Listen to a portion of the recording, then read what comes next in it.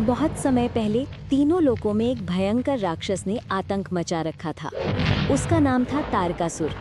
वो असुर अपनी शक्ति और अहंकार के कारण देवताओं और ऋषियों को सताने लगा।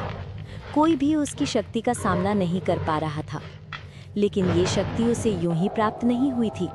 तारकासुर ने कठोर तपस्या करके ब्रह्मा जी को प्रसन्न किया था। ब्रह्मा जी उसके सामने प्रकट हुए और वरदान मांगने को कहा।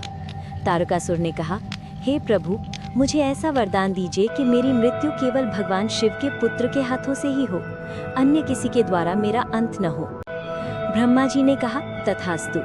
ये वरदान सुनते ही तारकासुर के हृदय में अभिमान और भी बढ़ गया। उसने सोचा कि भगवान शिव तप में लीन रहते हैं और विवाह का कोई विचार नहीं करते, तो फिर उनका पुत्र जन्म ही कैसे लेगा।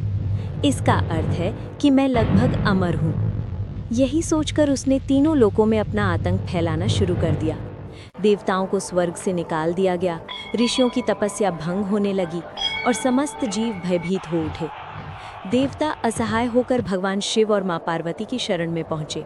उन्होंने विनती की, हे महादेव, हे मां पार्वती, इस दुष्ट तारकासुर से त्रिलोक की रक्षा केवल आप ही कर सकते हैं। आपके पुत्र के हाथों ही इसका अंत संभव है।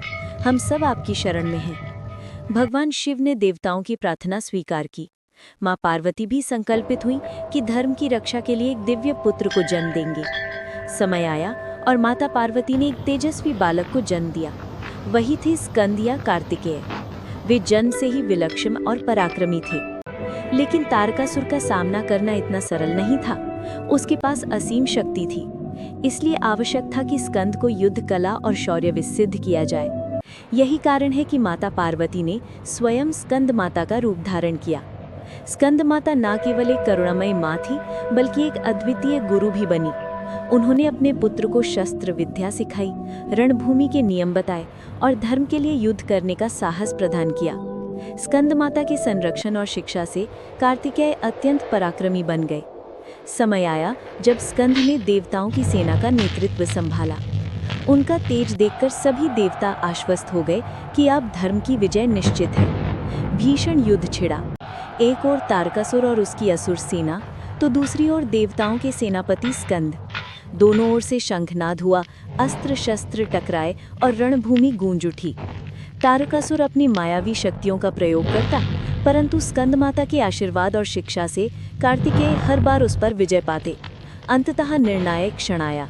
कार्तिकेय ने अपने दिव्य भाले से प्रहार किया और तारकासुर वहीं पर धराशायी हो गया। उसके साथ ही त्रिलोक का आतंक समाप्त हो गया।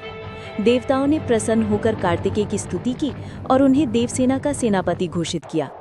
इस प्रकार मां स्कंद माता के आशीर्वाद और मार्गदर्शन से त्रिलोक पुनः धर्ममय और शांतिमय हो गया।